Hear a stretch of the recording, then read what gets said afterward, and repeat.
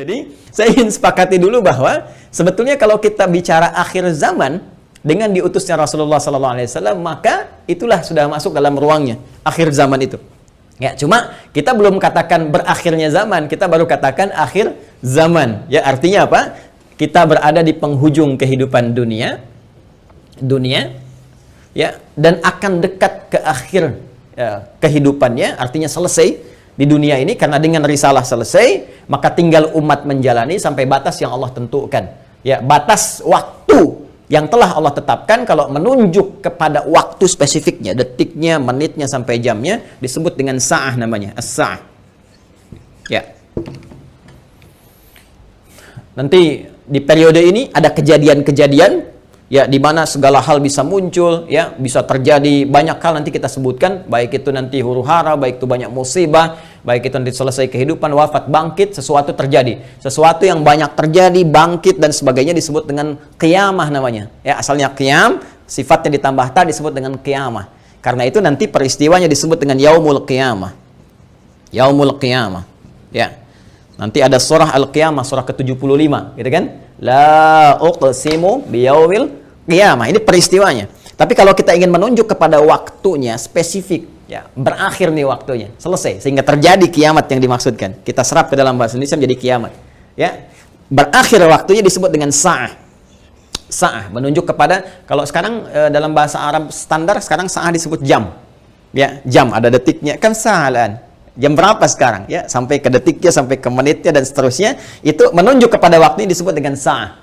Ya, karena itu teman-teman sekalian, ketika Allah menegaskan kapan terjadi tepatnya terjadi kiamat ini, menunjuk pada waktunya, itu hanya milik Allah Subhanahu wa taala, prerogatifnya. Ya, karena itu di Quran surah ke-31 Luqman, di ayat ke-34, ayat terakhir, hal pertama dari 5 hal yang menjadi hak prerogatif Allah, kalimatnya langsung menggunakan kata sa'ah. Innallaha 'indahu 'ilmus sa'ah. Ini. Kalimatnya menggunakan apa? Sa'ah. Ya, di hadis Muslim, nomor hadis yang ke-8, disebut dengan hadis Jibril, ya, alaihissalam, ketika beliau bertanya mengonfirmasi kepada Rasulullah, ya, Sayyidina Muhammad SAW, bertanya tentang kapan tepatnya terjadi kiamat. Maka kalimat terakhirnya ketika bertanya tentang iman, Islam, ihsan, mata sa'ah. Mata sa'ah, kapan tepatnya terjadi kiamat? Nabi menjawab, mal mas'ulu anha bi'alama minas sa'il. Kenapa penting saya sebutkan ini? Nah, ada langsung firman Allah dalam Al-Quran, pembukaan satu surah, di surah ke-54, Al-Qamar. Ya, Al-Qamar. Dalam pandangan Allah, Allah menyebutkan bahwa ketika Rasulullah diutus sebagai Rasul di akhir zaman, artinya zaman ini terakhir dalam kehidupan, nggak ada nanti umat yang baru lagi, nggak ada Rasul diutus lagi dan sebagainya. Itu sudah Allah mendeklarasikan satu pembuka kalimat dalam firman yang sangat singkat tapi tajam sekali. Iqtarabatis sa'ah. Iqtarabatis sa'atu wansyaqqal qamar. Quran surah ke-54 ayat yang pertama. Jadi Allah sudah menyampaikan sejak Nabi SAW diutus kurang lebih 15 abad yang lalu, kan? Allah menyampaikan iqtarabatis sa'ah. Ya, masa itu sudah dekat. Ya, jadi sejak diutusnya Nabi, Allah sudah mendeklarasikan, sudah menyampaikan, ya, menginformasikan pada seluruh hambanya bahwa ini kejadian ini sudah dekat. Ya, dengan diutusnya Rasulullah, bahwa zamannya akan berakhir. Cuma dekatnya dalam konteks firman Allah dengan pandangan kita tentu sangat berbeda. Ya, karena dimensinya tidak serupa, sifat-sifatnya jauh berbeda, kan? Maka demikian pula memahami firman Allah tidak menggunakan pendekatan akal manusia. Jangan kita katakan dekat dengan ukuran kita, tidak. Lihat ukuran Allah. Ya, di mana ukuran Allah? Lihat surah Al-Ma'arij misalnya, ayat yang ke-6. Innahum yarawnahu ba'ida wa narahu qariba. Ya, mereka melihatnya masih panjang, kami melihatnya dekat. Kenapa? Karena ukuran waktu di sisi Allah, ya, itu sudah nggak pakai ukuran standar manusia lagi. Beda dimensinya.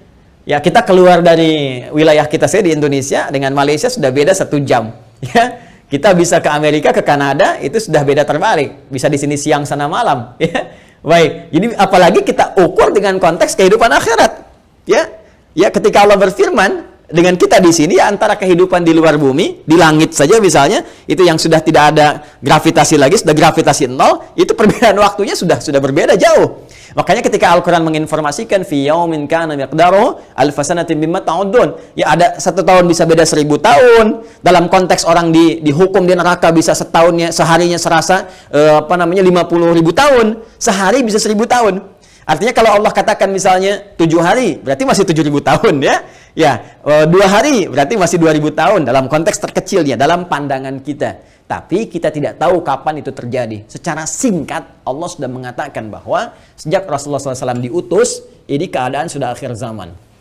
Ya kan? 1. Dan sudah mendekat kepada kiamat. Cuma dekatnya itu kapan waktunya, kita tidak tahu. Dalam pandangan Allah dekat, dalam pandangan kita ngitung dari masa Nabi ke sini masih 15 abad, belum kiamat juga, ya kan? Sekarang belum kiamat juga, makanya jangan tanya tentang waktunya. Ya, yang ditanya persiapan kita apa? Ya, kalau Anda bertanya tentang waktu pada sesuatu yang sudah diatur, kaidah mengatakan sesuatu yang sudah diatur jangan banyak ditanya lagi. Nanti menjadi semakin tidak teratur keadaan Andanya. Ya, matahari terbit dari timur, tenggelam di darat, masih Anda tanya kenapa terbit dari timur? Itu kurang kerjaan. Kurang kerjaan. Ya, kenapa malam gelapnya? Itu kurang kerjaan. Jelas ya? Kenapa? Karena sudah kita mengerti, itu ma'lumun bid-darurah, sudah dipahami, sudah dimengerti. Naluri kita sudah bisa membaca, akal kita sudah mengetahuinya, ditanamkan dalam diri kita. Karena itu, sesuatu yang sudah Allah atur, jangan ikut-ikut mengatur lagi. Ya, Nabi pernah ditanya tentang kiamat, Nabi tanya, bagaimana persiapan kamu kalau terjadi besok? Jangan tanya waktunya.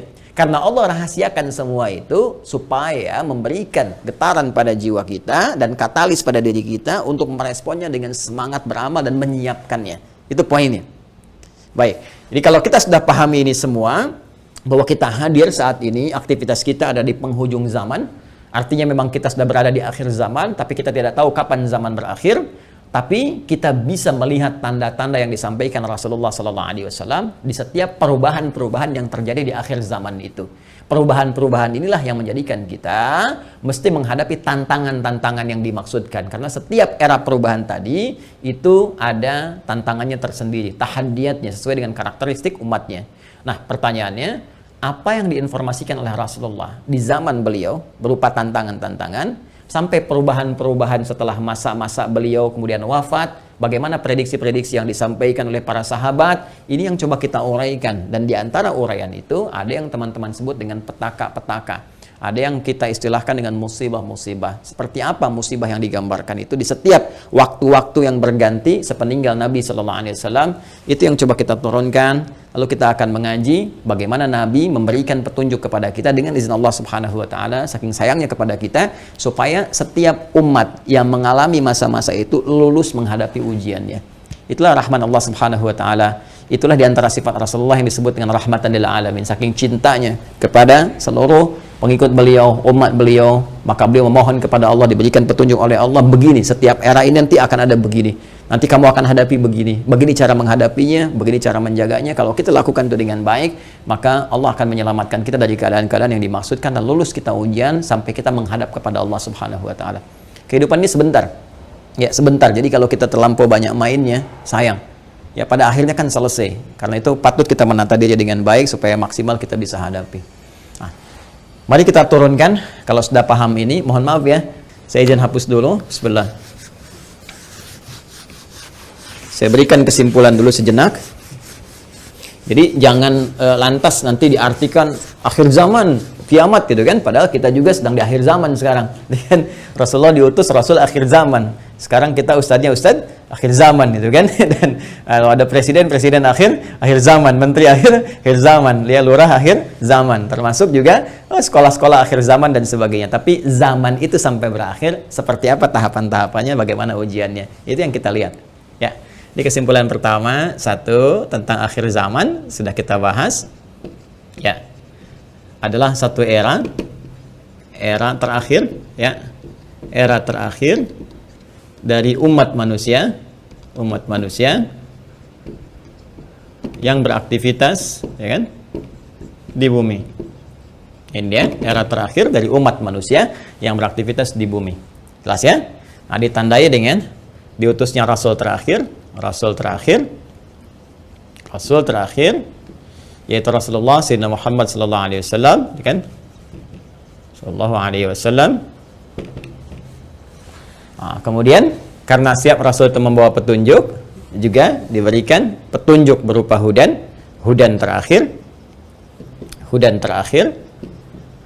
Nah, itu berupa Al-Quran.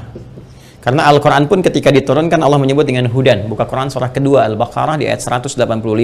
Syahrul Ramadan alladzi unzila fihi al-Quran hudan linnas. Ya, hudan linnas wa bayyinatin minal huda wal furqan. Baik, sekarang dari sejak diutusnya Rasulullah sudah masuk akhir zaman, bagaimana perjalanan? Nah, kalau kita turunkan dari sini di masa Rasulullah SAW, Rasul ya SAW sampai dengan kita sekarang, ya. Sampai kita sekarang di masa kini kurang lebih ada sekitar 15 abad. Nah, sekarang kita akan bicara tentang bagaimana Rasulullah SAW menyampaikan tentang berita-berita nubuat itu tentang berita besar yang terjadi dibawa oleh utusan. Ya, orang menyampaikan nubuat disebut dengan nabi, pembawa berita besar. Beritanya disebut dengan naba, karena itu ada surah An-Naba. Ya, amma yatasaalun 'anin naba'il 'azim, ya.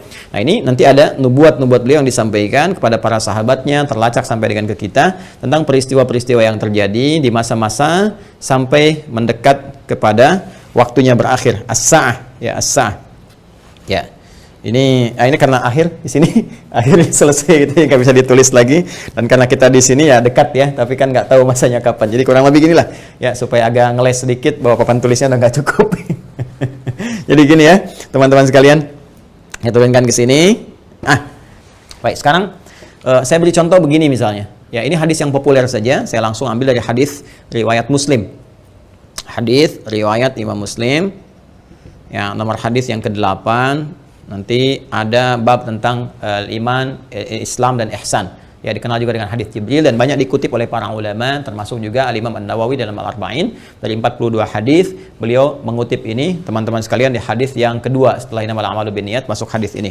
Ya, an Abi Hafsin Umar bin Khattab radhiyallahu ta'ala anhu, qala bainama nahnu julusun 'inda Rasulillah sallallahu alaihi wasallam, ittala 'alaina rajulun shadidu bayadit thiyabi, shadidus sawadis sa'ari, la yura 'alaihi atharus safari. Nah, kemudian setelah itu dia datang kepada Nabi sallallahu alaihi wasallam, fajalasa ila Nabi sallallahu alaihi wasallam, fasnada rukbatayhi wa wada'a kaffayhi ala fakhidhihi, faqala ya Muhammadun akhbirni 'anil Islam, dijawab oleh Nabi, akhbirni 'anil iman, dijawab oleh Nabi, akhbirni 'anil ihsan, dijawab oleh Nabi, terakhir kemudian mata sa'ah. Ya, bertanya tentang tanda-tanda as-sa'ah. Kapan ini ya terjadi tepatnya kiamat? Nabi menjawab, mal mas'ulu anha bi'alami min as-sa'il. Ya, tidaklah yang ditanya lebih tahu daripada siapa yang bertanya. Ya, tidaklah yang ditanya lebih tahu daripada yang bertanya. Jadi yang ditanya Rasulullah SAW, ini kan Jibril, dekat dengan Allah. Allah Subhanahu Wa Taala berikan wahyu lewat Jibril, sampaikan kepada Rasulullah. Tentunya, ya, malaikat Jibril lebih tahu dibandingkan dengan saya. Ya, ini juga pertanda ada dua hal. Pertama, pertanda ujian yang disampaikan malaikat kepada Nabi Muhammad supaya tidak mengarang sesuatu di luar apa yang Allah wahyukan kepadanya. Dan ini membenarkan risalah Nabi Muhammad SAW. Yang kedua juga, salah satu pertanda bagaimana ta'zimnya, ya, kagumnya malaikat Jibril pada Nabi Muhammad karena merasa Rasulullah lebih dekat dengan Allah Subhanahu Wa Taala. Bagaimana dipuji dalam Al-Quran, wa innaka la'ala khuluqin 'azim, dijamin surga sebelum wafatnya, inna a'tainakal kautsar. Ya, tentu ada pertanyaan dari malaikat, nih hamba luar biasa disayang Allah, dan hamba manusia yang sudah pada tingkat tersayang dari Allah itu melebihi malaikat. Karena itu ketika Adam alaihissalam, ya, diuji oleh Allah, diminta, ditanya ini apa, ya, Al-Baqarah di ayat yang ke-31 itu, wa 'allama Adam al-asma'a kullaha, dan seterusnya sampai ayat 33, maka malaikat kan diminta sujud hormat. Di ayat 34-nya, wa idz qulna lil malaikati isjudu li Adam fasajadu, kan? Maka mereka diminta sujud hormat kepada Adam alaihissalam. Apalagi Nabi Muhammad sallallahu alaihi wasallam dengan segala puncak ketakwaan dan kedekatannya kepada Allah, maka mengkonfirmasi malaikat karena melihat bagaimana kedekatan Rasulullah dengan Allah Subhanahu Wa Taala. Tapi tetap Nabi dengan tawadhu mengatakan, mal mas'ulu anha bi'alam minas sa'il.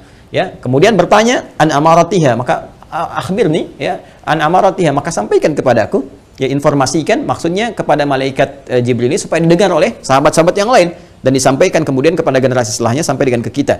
Ya, apa tanda-tandanya? Nah, ini tanda-tanda umum, teman-teman sekalian, yang mencakup kehidupan secara umum, baik itu dialami oleh ahli Quran ataupun bukan ahli Al-Quran. Jadi, ada masa-masa kehidupan dari sejak zaman Rasulullah nanti terus yang akan mendekat kepada as-sa'ah, berakhirnya kehidupan. Apa diantaranya? Ini banyak hadisnya ya. Ini saya baru ambil salah satu, gitu kan? Salah satu. Maka dikatakan misalnya antali dalam turabbataha. Bagaimana seorang pembantu melahirkan tuannya. Ya, di sini para ulama ada yang memahami sesuatu dunia menjadi terbalik.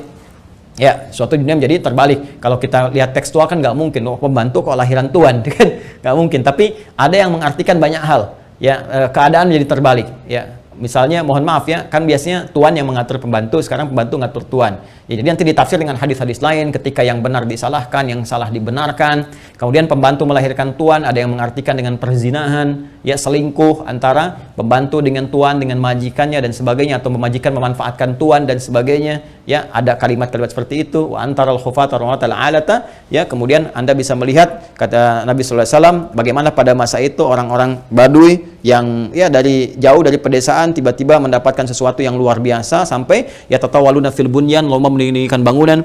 Ya, ini ada yang memahami bahwa orang yang biasanya mengembala kambing, artinya orang-orang yang desa dari jauh dari apa yang tidak terbiasa dengan hal-hal yang mewah, tiba-tiba sibuk dengan kemewahan-kemewahan. Ya, kemudian nanti ditafsir di hadis lain, orang-orang berlomba-lomba dalam urusan dunia, sampai orang-orang desa pun ada ikut-ikutan, ya, pengen terlibat dalam konteks dunia dan sebagainya, yang biasanya mereka hidup dalam keadaan-keadaan yang serba sederhana dan sebagainya. Jadi situasi-situasi ini situasi umum.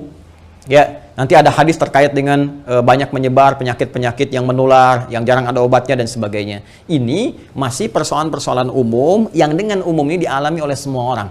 Artinya mau ahli Quran, bukan ahli Quran, ya akan mengalami peristiwa ini. Ya, saat kebenaran mulai tertukar, saat macam-macam dan seterusnya lah.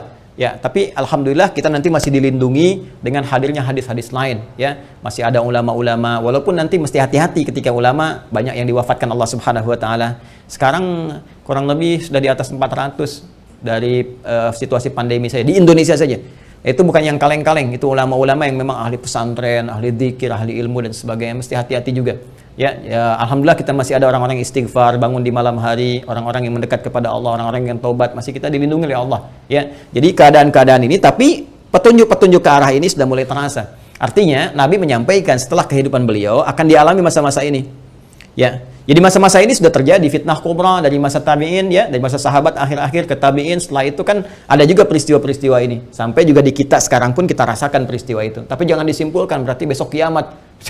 Jumat lagi gitu ya. Jangan-jangan ngambil kesimpulan gitu juga. Ada variabel-variabel lain yang harus kita pahami, tapi kita mesti waspada. Ini berupa fitnah. Ini yang saya maksudkan. Ini ujiannya. Ujiannya. Ingat nanti ya, ada fitnah, ada musibah, ada bala, ada ibtala, itu beda-beda. Ya, itu beda-beda. Nah, ingin saya katakan bahwa ini ujian kita di sini. Ini ujian kita. Karena ini ujian kita mesti lulus, teman-teman sekalian.